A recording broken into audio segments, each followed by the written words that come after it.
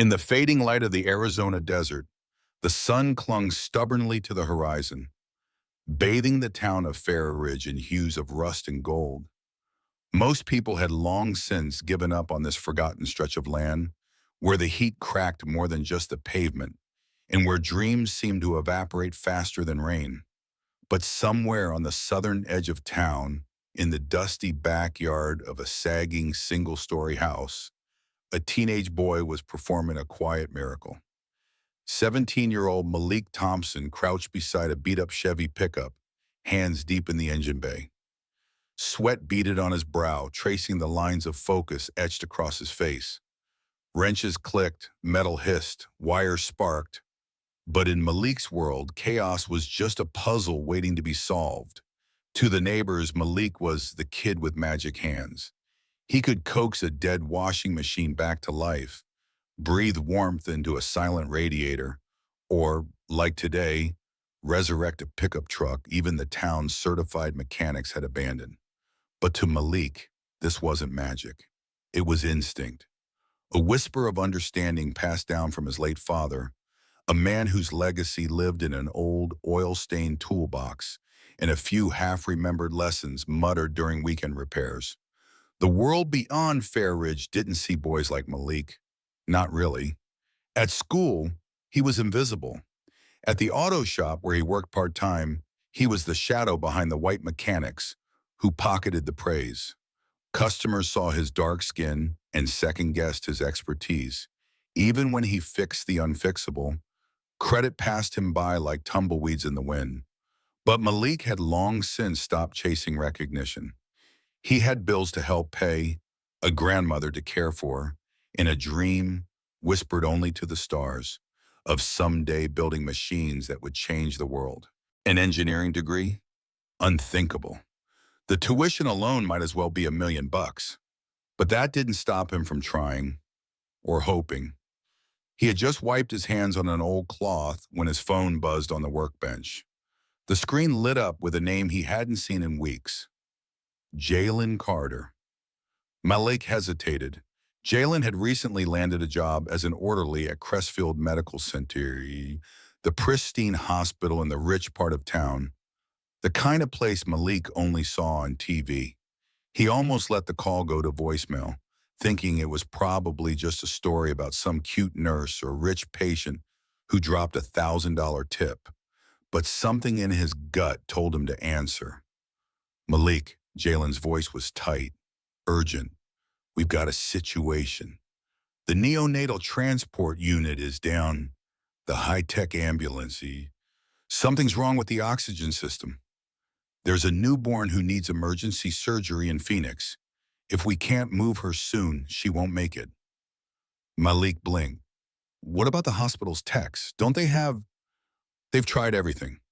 Look, I told them about you. I told them there's nobody better with electrical systems and mechanics. They don't believe me, but I need you to come now, please. Malik's chest tightened. He glanced through the screen door, saw his grandmother, Ms. Harriet, dozing peacefully in her worn recliner, the Bible still open in her lap. Jalen, he whispered, I don't belong at Crestfield. You know what they think of people like me. I don't care what they think, Jalen interrupted. This isn't about pride. This is about a baby's life. There was a pause, a silence where time seemed to hesitate, waiting to see what Malik would choose. I'll be there in 15, Malik said quietly, already wiping the grease from his arms.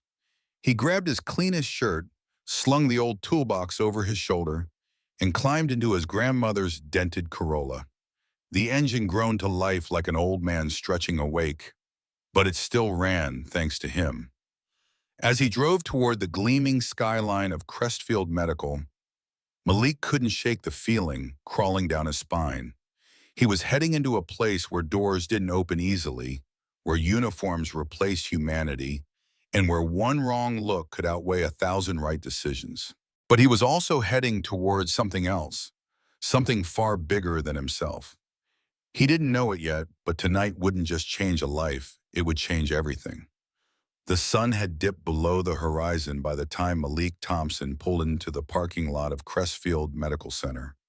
The building loomed above him like a spaceship dropped into the desert, all steel and glass, sterile white lights gleaming against the night sky. His grandmother's battered Corolla looked painfully out of place, parked between two gleaming black SUVs. Malik exhaled slowly and grabbed his toolbox. He wore his cleanest shirt, pressed stiff from drying on the line, but it still bore the faint smell of engine grease. No matter how carefully he tried to scrub himself clean, the world often only saw one thing. He approached the emergency entrance, chest tight with unease. Two security guards stood near the doors, chatting idly. Their posture shifted the moment they saw him. "Can I help you?" one asked, stepping forward. The tone wasn't friendly. "I was called in," Malik said, adjusting the weight of his toolbox. "Jalen Carter, he works here, said the neonatal ambulance had a failure. There's a newborn. We don't authorize outside contractors," the other guard interrupted, squinting at Malik like he was sizing up a threat. "This is a private medical facility." "I'm not a contractor," Malik said carefully. "I was asked to help. Look, I don't want trouble." "He's with me," came a voice from behind the sliding doors. Jalen stepped out in scrubs, his badge swinging around his neck. "This is Malik Thompson, the guy I called. He's not on payroll, but trust me, we need him." The taller guard glanced at his partner, unconvinced. "He doesn't have clearance." "A baby might die," Jalen snapped. "I'll take full responsibility." After a long, tense pause, the shorter guard stepped aside. "He doesn't leave your sight. He touches nothing without medical supervision." Jalen led Malik through the automatic doors, the brightness of the hospital stinging his eyes. The air inside was clinical and cold, the smell of antiseptic clashing with his worn-out leather gloves. Around them, orderlies moved with practiced urgency. Nurses whispered into radios. And down the hall, a set of double doors opened to reveal the high-tech neonatal ambulance, or what was supposed to be. A small team of technicians huddled around its rear, frustration painted across their faces. Inside, state-of-the-art life support equipment blinked erratically. A woman in a white coat stood nearby, barking orders into a tablet. Her name tag read, "Dr. Naomi Tran, Pediatric Critical Care." "Her name's Clara Langston," Jalen whispered as they approached. 3 days old, born with a rare cardiac defect, needs surgery in Phoenix. That ambulance is her only shot. Malik didn't need to ask who Clara's father was. Standing a few feet from the chaos was a tall man in an expensive charcoal gray suit, pacing like a wolf in a cage. Edward Langston, billionaire CEO of Langston Biomedical.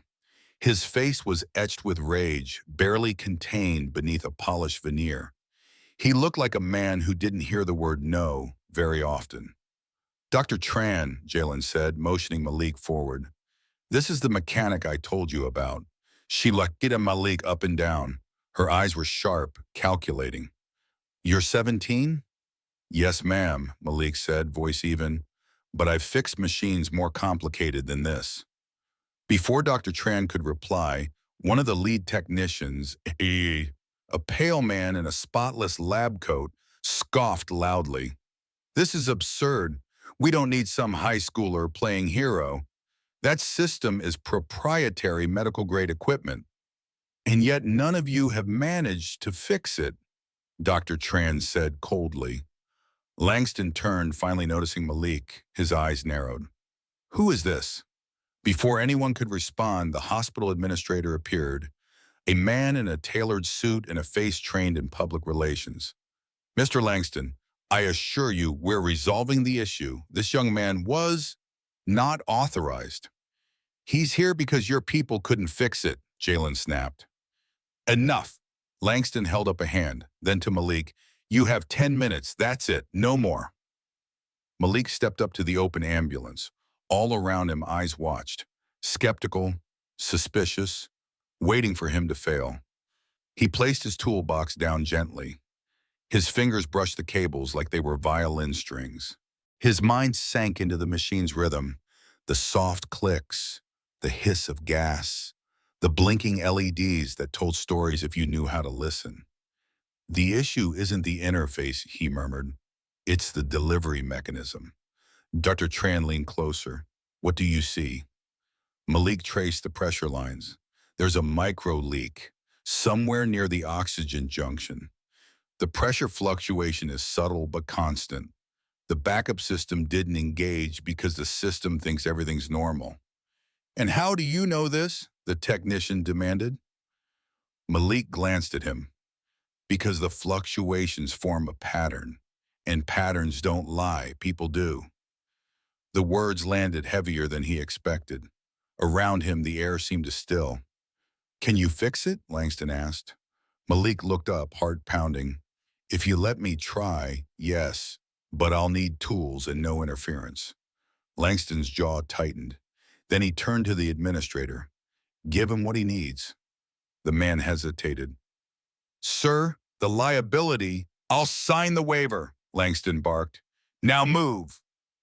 As staff scrambled, Malik rolled up his sleeves. The world had already decided what he was. Tonight he had 10 minutes to prove them wrong and save a life in the process. But what he didn't know was that someone wanted him to fail. The hum of the hospital faded into the background as Malik Thompson knelt beside the ambulance. He wasn't thinking about the billion-dollar lawsuits hanging over this moment or the suspicion in the technician's eyes. He was thinking in circuits and seals, airflow dynamics, and pressure calibration. This wasn't a machine. It was a puzzle, and he was born to solve it. His fingers traced the oxygen line connections, brushing against the compressor housing. The readings were too smooth, too consistent, not how real mechanical failures behaved. Malik frowned. Then he saw it. A small connector, visually identical to the correct part, had a different serial number, a subtle mismatch in the thread pattern, barely visible unless you knew where to look. Malik's gut clenched. These connectors, he muttered, more to himself than anyone else. They're the wrong type, almost identical, but not rated for this model. They'd leak under high pressure. Impossible, snapped Thomas Griggs, the senior technician. I oversaw the last system check. Then you missed this, Malik said firmly, standing. Or someone made a switch after your inspection. The word switch hung heavy in the air. Dr. Naomi Tran moved beside him, her tablet forgotten in her hands. She examined the part closely, eyes narrowing. He's right. That's not the correct component. It's nearly indistinguishable, but it would cause a slow leak. Langston strode forward. Can you repair it?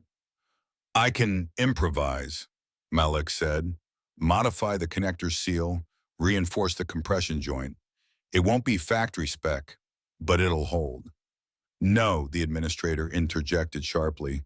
Modifying medical equipment violates every protocol we have. My daughter's life isn't a protocol, Langston growled. Let him work. Permission granted, Malik dove in. He worked silently, methodically, remembering his father's words. Precision beats speed, son. Always. The seal had to be airtight. No room for error. Not tonight. 20 minutes passed. Malik finished the modifications and stood. Test it now. Dr. Tran initiated diagnostics. The screen flickered. Green. Oxygen flow is stable, she said slowly. Pressure readings normalized. A collective exhale passed through the group. Then came a slow clap. Mocking. Cold. Thomas. Nice patch job, he sneered. Let's hope it holds for the next 2 hours. Malik ignored him. He wasn't here for applause, only survival. Dr. Tran nodded at her team. Prepare the baby for transfer. As the medical staff moved swiftly to retrieve Clara, Malik stepped back. His heart, once pounding with adrenaline, now beat with something darker. A whisper he couldn't shake. Someone had wanted that ambulance to fail, and someone had just watched him fix it. He started packing his tools when a voice cut through the air. Thomas again? Pressure's dropping, he barked. Everyone froze. Dr. Tran rushed to the console. The monitor dipped, slowly, consistently. Seal must have failed, Thomas said too quickly. Told you he shouldn't have touched it. No, Malik said, stepping forward. That's not a seal failure. That's linear, like a manual override leak. Dr. Tran's eyes darted toward the valve. She bent down, inspecting it. Her shoulders stiffened. It's partially open, she said. Manual release was tampered with. Thomas scoffed. Vibrations must have knocked it loose. Vibrations rotate a sealed valve? Malik shot back. Counterclockwise? No, that was intentional. Langston looked between them, eyes narrowing. Are you saying someone sabotaged the ambulance? I'm saying someone opened that valve, Malik replied, voice steady. After I fixed it. Thomas took a step toward him. Maybe you opened it. Fix it just enough to look like a hero. Create the problem, then solve it. The words landed like a slap. Malik froze. I'd never, he started. You're the only one who touched the system, Thomas pressed, and now it's malfunctioning again. The administrator stepped forward. We'll need to detain him until we determine the truth. Dr. Tran held up a hand. We don't have time. The baby's being prepped. I'll ride with her, Malik said suddenly, shocking even himself. I can monitor the system during transport. If anything goes wrong, I'll fix it. No, the administrator said, not. You're not staff. You're not even certified. Malik looked at Langston. I'm not asking to be trusted. I'm asking you to give your daughter a real chance. Langston stared at him, torn. Then, Dr. Tran, final call. She hesitated. Thomas, she said slowly, you'll ride in the ambulance. His face paled. I'm not certified for transport. You are now. As preparations resumed, Malik stepped aside, heart pounding. A baby had almost died, and someone wanted it to happen. That night, the real question wasn't whether Malik could fix the machine. It was who was trying to break it, and why. And he wouldn't have to wait long for the answer. Because within the hour, he'd be framed, and everything would collapse. The red taillights of the ambulance faded into the desert night, a blur against the skyline. Malik Thompson stood outside Crestfield Medical, his palms still damp with adrenaline and resolve. The makeshift repair had held, for now, and Clara Langston was on her way to Phoenix Children's Hospital with Thomas Griggs grim-faced beside her. But something wasn't sitting right.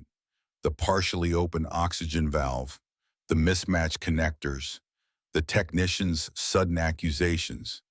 None of it added up. Someone wasn't just careless. Someone wanted this system to fail. Malik was about to return to the waiting area when his phone buzzed. A text from Jalen Carter.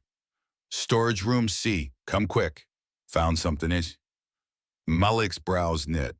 The location was odd. It's also in the hospital's basement wing near maintenance. But Jalen wouldn't text unless it was important. He pocketed the phone and turned toward the elevator. The hospital basement was nothing like the clean white corridors above. Dim lights buzzed overhead.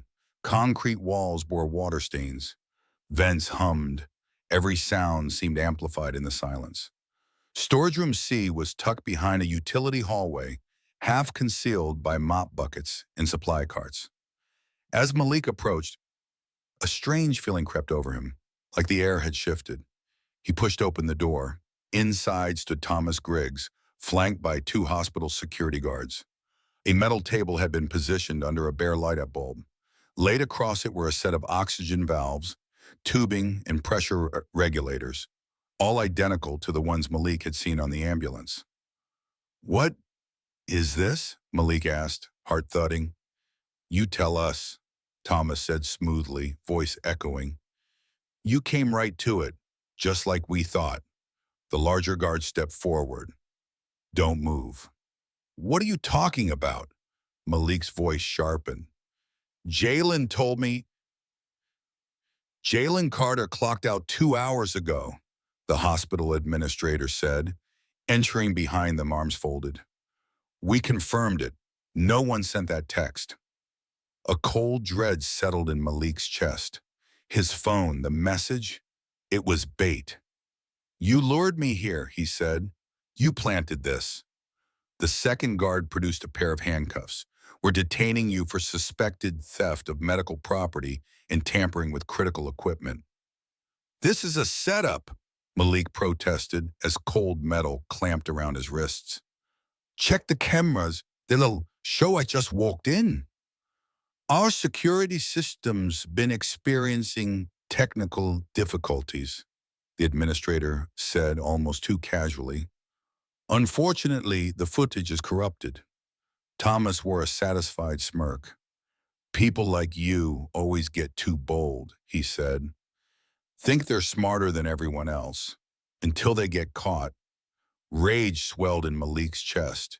But even worse than the rage was the fear, not just of being arrested, but of being erased. They didn't see him as a kid or a hero. They saw him as a threat. They marched him upstairs and locked him in a windowless security office. No phone call, no lawyer, no contact. The guards waited in silence, arms crossed, as Malik sat, wrist burning, breath shallow. 30 minutes later, the door opened again. Edward Langston entered, flanked by the hospital administrator. His face was unreadable, cold, controlled. The ambulance broke down 20 miles out, he said. The backup systems failed exactly the way you said they might. So I have to ask, his eyes narrowed. Did you sabotage it yourself, or are you just good at predicting your handiwork? Malik stood. Mr. Langston, I didn't do this. You were found in a storage room with stolen medical components. I was lured there? By whom? I don't know, Malik said, voice rising. Someone is using Jalen's name. I think they spoofed his number. Look, you have to check the message logs. And the ambulance, the original oxygen connectors were wrong. I didn't put them there. I fixed them. Security footage, Langston. Saw my hanging fish? Langston asked, gone, meow, the administrator cut in. Our system failed. How convenient. Langston's jaw tensed. You said someone was trying to sabotage my daughter's transport. Who? And why? I don't know, Malik said, voice cracking now. But I swear, I saw Thomas near the ambulance after I finished the repair. He was moving like he didn't want to be seen. Please, I don't know who's behind this, but someone powerful wants your daughter dead. Langston stared at him. Malik saw the calculation behind his eyes. Weighing image, risk, optics. Then came another voice. Where's my grandson? The door burst open. Ms. Harriet Thompson, small and strong like cold wire, stepped into the room like a gale. Malik's breath caught. Grandma. You will take those cuffs off him right now, she said, not yelling, but commanding. Langston blinked. The administrator stammered. The guards froze. Do it, Langston muttered finally. The cuffs dropped with a metallic clink. Harriet pulled Malik close. Baby, are you all right? I didn't do anything, he whispered. I know, she said, fire burning in her eyes. And now it's time we prove it. As the room descended into murmurs, Malik whispered to Jalen, who had just arrived, confused and furious. They set me up, he said. But if we can get to the original server room, we might still find a copy of the security footage. Jalen nodded. Then let's move, before someone erases everything. Malik didn't know it yet, but the truth was far worse than he imagined, because someone inside Crestfield wasn't just sabotaging systems. They were willing to kill, and he was next. The halls of Crestfield were quiet, too quiet. With the chaos around baby Clara Langston's stalled ambulance and Malik's false arrest, most hospital staff were occupied or distracted. It was the perfect window. Or the last one. Guided by Jalen, Malik moved swiftly through the service corridors beneath the hospital. The IT server room lay at the far end of the basement, protected by card access and passcodes. But Jalen had swiped a backup ID from an unattended nurse's station earlier. "This should work," he whispered, glancing nervously at the hallway camera. Malik nodded. "If they haven't already deleted the footage, we still have a shot." They reached the server room, a frosted glass door marked "Authorized Personnel Only." Jalen swiped. The green light blinked. The door clicked open. Inside, cool air rushed over them, filled with the hum of 1,000 spinning drives and blinking status lights. At the far end, Malik spotted the security system console, its monitors flickering with time-stamped playback footage. Malik rushed forward, hands flying across the keys. "Come on, show me something." He pulled up footage from the ambulance bay. At first, static. Then, there. A clear shot of Thomas Griggs crouched near the ambulance after Malik had left, twisting the manual valve. Deliberate, calculated. Proof. Malik exhaled, but then another sound, the hiss of a door behind him. He turned. Alan Mercer, the hospital's legal counsel, sharp suit, no tie, eyes cold. "I warned them," Alan said, stepping fully into the room, "that a 17-year-old kid might be the downfall of all this." Before Malik could move, Mercer pulled a compact pistol from his coat. Jalen froze behind Malik. "You're going to shoot a kid?" Mercer shrugged. "He's not just a kid, he's a liability. This deal was worth billions." Rourke wanted Langston distracted, vulnerable. Clara was the pressure point. "You tried to kill a baby," Malik whispered. "No," Mercer said flatly. "We tried to delay care long enough that nature would do the rest." A shadow moved in the doorway behind Mercer. Too late, he noticed. Edward Langston stood there, silent, eyes blazing. The pistol dropped an inch. "Sir!" "Save it," Langston snapped. "I heard everything." Behind him, hospital security swarmed in. Mercer dropped the gun. One by one, everything began an unraveling. 1 hour later, Crestfield's rooftop shimmered under floodlights as the helicopter finally lifted off. Clara Langston stable inside, with Dr. Tran by her side. Malik stood next to Edward Langston, watching the chopper disappear into the night. "You saved her," Langston said. "No," Malik said quietly. "I just saw what everyone else refused to see." Langston turned to face him. "I was ready to believe the worst about you, because that was easier than admitting someone I trusted could be a monster." Malik didn't answer. He didn't need to. A few minutes later, Detective Rosa Alvarez arrived to collect statements. Thomas and Mercer were in custody. Carlton Rourke had already booked a jet out of the country, but the FBI was waiting. Still, even with the truth exposed, Malik couldn't shake the chill in his spine. If Jalen hadn't believed him, if Ms. Harriet hadn't stormed in, if he hadn't trusted his instincts, he'd be in jail, or worse. 3 months later, the Blueprint Initiative launched quietly, not with press conferences, but with intent. Langston Biomedical, in partnership with Harriet Technical Institute, opened a program for disadvantaged youth, training in engineering, mechanics, and medical technology. At the ribbon cutting, Langston handed Malik a sealed envelope. "A full scholarship to any engineering school," he said. "You've earned it." Malik smiled but shook his head. "Let's do more than fix machines," he said. "Let's fix systems." Langston smiled. "Then we'll build that blueprint together."